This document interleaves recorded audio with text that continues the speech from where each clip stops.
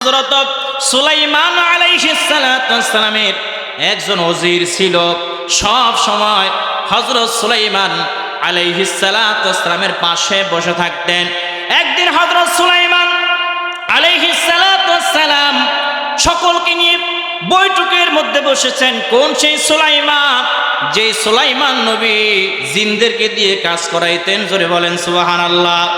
হযরত সুলাইমান আলাইহিস সালাতু ওয়াস সালামের ওজির সহ অসংখ্য জিন এবং মানুষদেরকে নিয়ে হযরত সুলাইমান আলাইহিস সালাতু ওয়াস সালাম বৈঠক বসেছেন। এমন সময় হযরত সুলাইমান আলাইহিস সালাতু ওয়াস সালামের ওজিরের দিকে একজন লোক ঘন ঘন শুধু বড় বড় চোখ করে তাকায়, যাকে কেউ আগে কখনো ওই বৈঠকের মধ্যে দেখে নাই।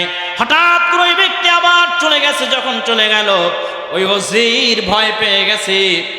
হযরত সুলাইমান আলাইহিস সালাতু ওয়াস সালামকে প্রশ্ন করে, হুজুর, আমার সামনে যেই লোকটা বসেছিল, এই লোক ঘন ঘন আমার দিকে বড় বড় চোখ করে তাকিয়েছে। আমি ভয় পেয়ে গেছি এই লোকটাকে। এই লোককে তো আগে আমি কখনো আপনার বৈঠকের মধ্যে দেখি নাই।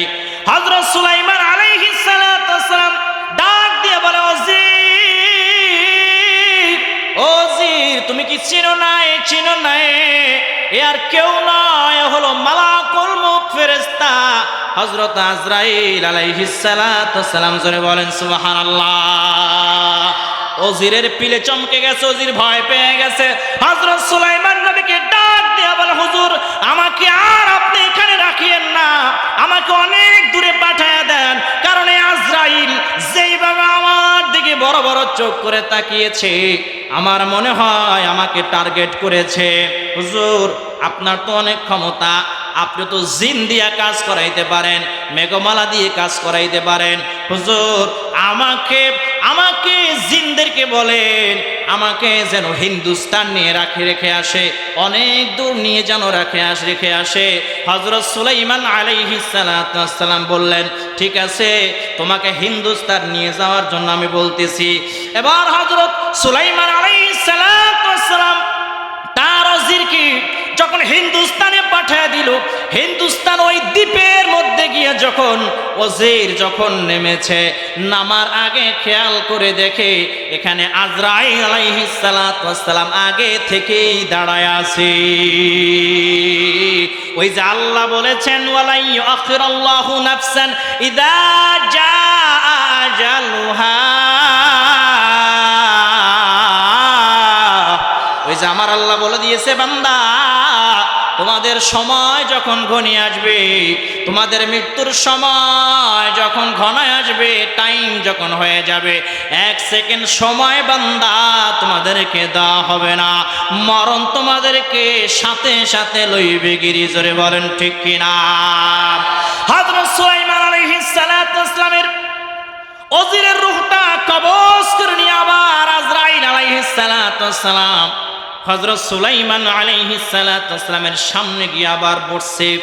হযরত সুলাইমান আলাইহিস সালাতু ওয়াস সালাম ডাক দিয়ে বলে, আজরাইল, তুমি হঠাৎ করে কোথায় চলে গিয়েছিলা? তুমি হঠাৎ করে কোথায় তুমি চলে গিয়েছিলা? ও আজরাইল, হঠাৎ করে তুমি কোথায় চলে গেলা? আজরাইল আলাইহিস সালাতু ওয়াস সালাম ডাক দিয়ে বলে যে, আপনার যে ওজির, এই ওজিরের সময় শেষ হয়ে গেছে।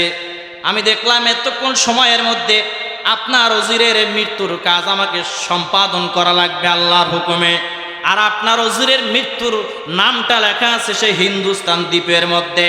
আমি আয়েশা দেখি এখনো আপনার ওজির আপনার সামনে বইসা রয়েছি। এদিকে দেখি আমার সময় হয়ে গেছে, এই জন্য আমি বারবার আপনার ওজিরের দিকে বড় বড় চোখ করে তাকাইছি। আর আমি মনে মনে এটাই ভাবতেছিলাম, এই ওজির এখনো এখানে বসে আছে, এদিকে তার মৃত্যু লেখা আছে সেই হিন্দুস্তান। আমি চিন্তা করলাম, আল্লাহ যেহেতু তার মৃত্যু হিন্দুস্তানে লিখেছে, এই সময়ের মধ্যে লিখেছে, আমার কাজ আমি চলে যাই, আল্লাহ যেইভাবে হোক আপনার ওজিরকে আমার সামনে পাঠায় দিবে। ওয়ান টাইমে মৃত্যু হয়ে যাবে। মরণ যার যেখানে লেখা সেখানে মৃত্যু সংগঠিত করা হবে। অনেকে দেখবেন পানিতে পড়ে মরে যায়, অনেকে রাস্তায় হঠাৎ করে গাড়ি অ্যাক্সিডেন্টে মারা যায়, অনেকে দেখবেন আগুনে পড়ে মারা যায়, অনেকে দেখবেন হঠাৎ করে স্ট্রোক করে মারা যায়।